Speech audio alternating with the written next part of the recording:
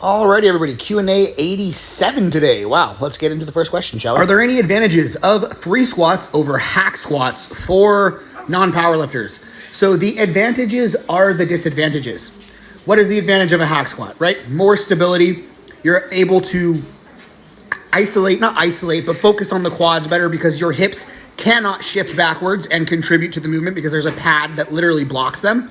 But that is also the advantage of free squats because your hips can shift. You can take the stance and the joint alignments that are most powerful for you and get a better stimulus for the hip extensors like the glutes and the adductors and your lower back.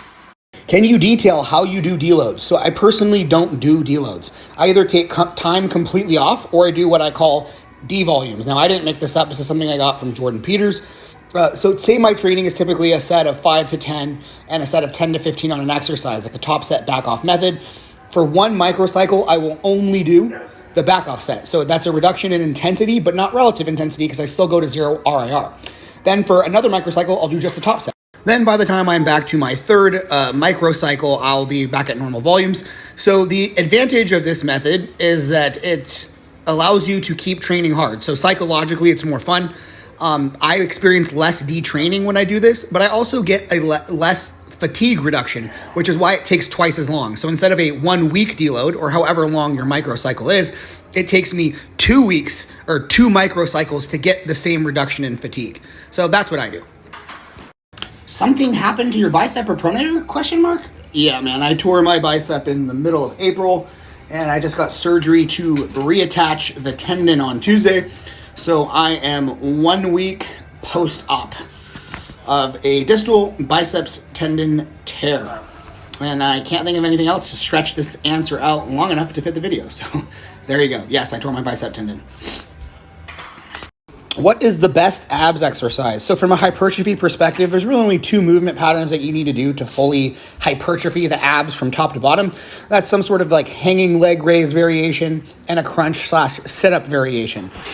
Realistically, you can sometimes find ab machines that allow you to do both. So you can pull, it has resistance pulling up against your feet, and there's also handles that you can pull down on.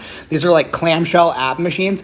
But really, this whole thing of thinking about what's the best exercise for XYZ muscle, no, just get really strong on the exercises you have access to. If I lift more than 3 times per week, I get really fatigued. How do you do it? This is kind of like asking someone, how do you drink water? Well, you take a glass of water and you raise it up to your mouth and then you put it in your mouth and then you swallow, right? So like, it just depends on how you're training. If you're doing a full body split with a lot of volume and high intensity, it's very reasonable that you can't train more than 3 times per week. If you're doing like a body part split and you can only get 3 sessions in per week, there's something wrong with your programming or you're just flat out of shape and you need to get in better shape. Is a flat or decline chest press machine a waste of gym space? No. Where would you get this idea from? I think people just get so carried away with like this whole thing of optimization. I really don't know that many people that never flat press or at least like a very low incline that have super impressive chests. The vast majority of people I see that have the best chests do some sort of flat pressing from time to time. And I've personally noticed that when I take that out of my program, my chest sucks ass compared to when it is in my program. And I'll never take it out again. Prime and Atlantis both approach you to sponsor your gym. Which one are you choosing if you could only choose one? Prime with 0 hesitation. There's like barely anything from Atlantis that I would even like over any of the Prime equipment. So that's just super, super easy for me. The only thing that Prime doesn't have is they literally don't have a hack squat or a pendulum squat, which is odd. But the rest of their equipment is like the best you can get. How is the arm holding up? When are you expected to be 100% again? That's really tough to say. So I get this brace off that you see on my arm here after the 6th week. And that's when I should have full range of motion back. But that's just like passive active range of motion, right? So like just straightening my arm against 0 resistance. I won't have clearance to do like rows and curls until 3 to 4 months. But you have to clear a bunch of checkpoints before you can like actually get that permission to take the next step. So realistically, you know, I had at least one friend that I talked to where it took them a year to get back to 100%. And the other friends that I talked to, the average time I would say was like 6 months. But the most realistic timeline is I'm probably going to be able to start training again full bore with light weights, obviously, but all my normal movements with both arms around 3 to 4 months, and then around full strength at 6 to 8 months be my best guess. How good is the glute ham developer as a strength and hypertrophy accessory? So for hypertrophy, I think it's absolute trash. A lot of people make this big deal out of the fact that glute ham raises train both functions of the hamstring at the same time. Who cares? When you're doing hip hinges, you're training the hip extension function. And when you're doing a hamstring isolation, it makes sense to focus on the knee flexion aspect. So that's, to me, not a big deal. And they aren't a scalable exercise. The vast majority of people cannot do multiple sets of a minimum, let's say 6 to 8 reps for hypertrophy training. They have to cheat to do that amount of reps, and or they have to use band assistance, which then makes the exercise heavily short biased. And again, it's not scalable. You can't micro load. It's difficult to progress. In almost all cases, I would rather just see people use a leg curl. What splits will you use once your injury is healed? I mean, I've really only ever used 2 splits for hypertrophy. One is full body and the other is push-pull legs. I just switched back to push-pull legs today, not because full body wasn't working well, but because right now I don't want that many off days, and I just don't have the emotional enthusiasm with my arm as it is to be in the gym for like 3+ hours.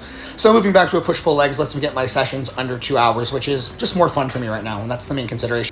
How can you do RIR training and simultaneous double progression at the same time? So even the people that recommend RIR training don't have you gauging your RIR in the middle of your set.